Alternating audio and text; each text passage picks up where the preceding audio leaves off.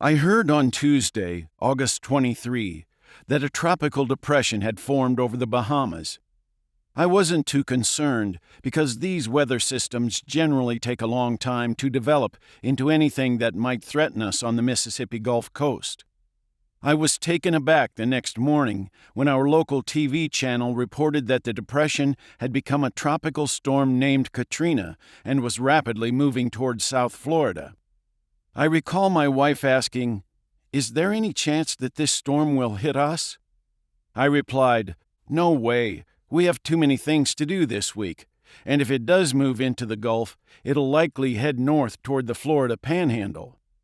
So during the rest of the week, we kept to our normal routine of work and school. After sleeping in on Saturday morning, I was shocked to find out that Katrina had crossed Florida and entered the Gulf as a major hurricane headed for the northern Gulf Coast.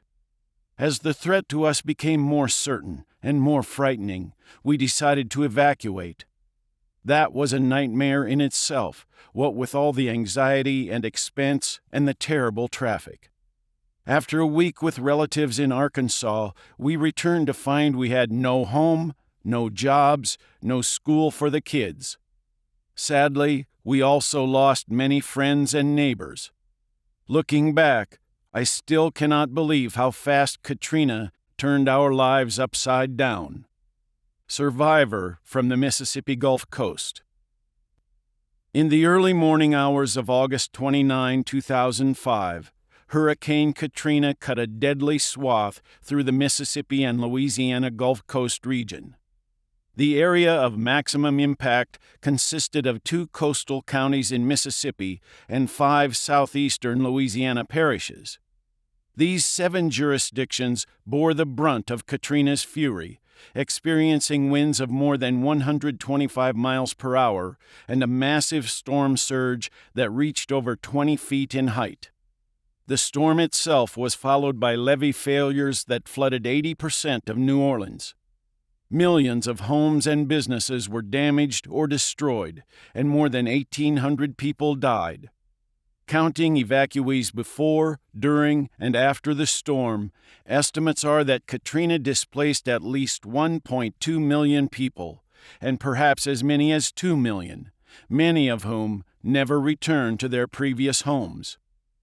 In the aftermath of Hurricane Katrina, survivors dealt with shortages of affordable housing, job and school disruptions, and severe financial hardships, as well as ongoing physical and mental health problems.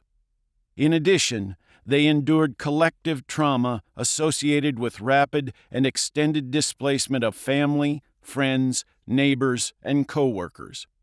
All of these experiences contributed to the systemic and continuous shredding of the social fabric, ultimately resulting in widespread family dysfunction characterized by substance abuse, domestic violence, divorce, and juvenile delinquency.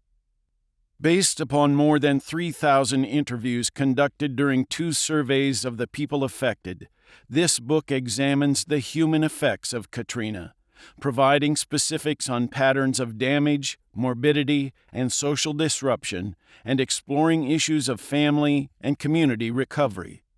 We document extensively the scope of these difficulties, many of which lingered for years after the storm, and some of which have never been resolved. Basics of the storm. On Thursday, August 25, 2005, Hurricane Katrina made its first landfall on the southern tip of Florida as a Category 1 storm on the Saffir-Simpson hurricane wind scale, with sustained winds of 80 miles per hour. On its way across Florida, the storm caused some $500 million in damage and killed 7 people. By the afternoon of Friday, August 26, Katrina had entered the Gulf of Mexico as a major hurricane.